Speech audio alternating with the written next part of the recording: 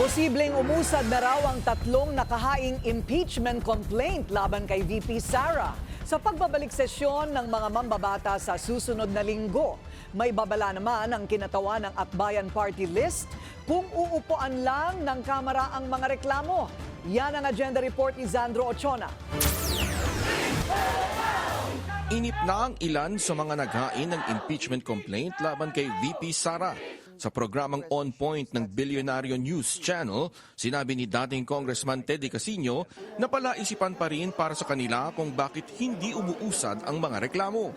Naging bahagi na rin kasi si Casino ng impeachment ng ibang opisyal ng gobyerno. I think this is the first time that nasa section siya na matagal. In the past, when you submit it to the section, it's just a matter of hours or days. Pinapasa na yan sa Speaker of the House. Nagmansa rin na rin ang unang impeachment complaint na inendorso ng Akbayan Party List. It's incumbent upon the leadership of the House to take action, to give a fair attention to this impeachment complaint. Kasi yan ang nandoon sa Constitution at nandoon sa ating rules sa mababang kapulungan. Naabutan rin kasi ng holiday break ng Kamara ang tatlong nakahaing impeachment complaint. Sa darating na Lunes, balik sesyon ng mga mambabatas na 4 na linggo bago sila mag-break muli sa February 7 bilang paghahanda sa halalan. Pero may sapat pa rin daw itong panahon. Binilang namin parang more or less 6 session days pa lang yung nag-lapse. So meron pang 4 session days for the House of Representatives to take action on this impeachment complaints. So again, hindi option na hindi gumalaw. At patunay ang resulta ng SWS survey na nagsasabing 41% ng mga Pilipino ang pabor na ma-impeach si Duterte. 61% naman ang nagsasabing sinusuportahan nila ang investigasyon ng Quadcom.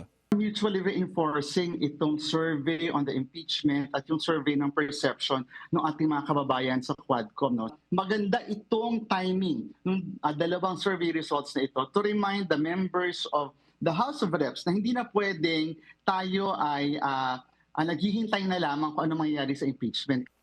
Pero si House Secretary General Reginald Velasco nanindigang hindi niya inuupuan ang tatlong impeachment complaint. One way or another, I have to transmit the complaint or complaints to the office of the Speaker.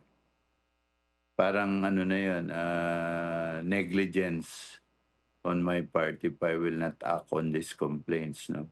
Paliwanag niya, pinagbigyan lang niya ang hiling ng mga kongresistang kumausap sa kanya na humingi ng panahon para mapag-aralan ang tatlong naunang impeachment complaint at kung magdedesisyon silang maghain ng ika-4 na reklamo.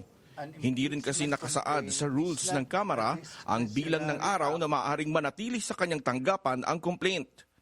So far naman itong tatlo, they constitute as verified complaint based on the evaluation of the legal department. Next week will be the right time to transmit it to the Speaker. No? But again, I will have to talk individually with the House members, no?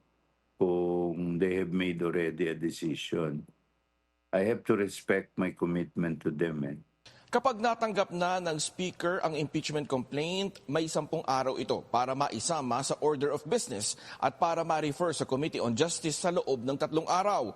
Ang Committee on Justice may 60 araw para aksyonan ito, maliban na lamang kung may 1/3 na suporta ng mga kongresista para ma-transmit ito sa Senado at masimulan ang impeachment trial. Para sa agenda, Zandro Ochona, Bilyonaryo News Channel.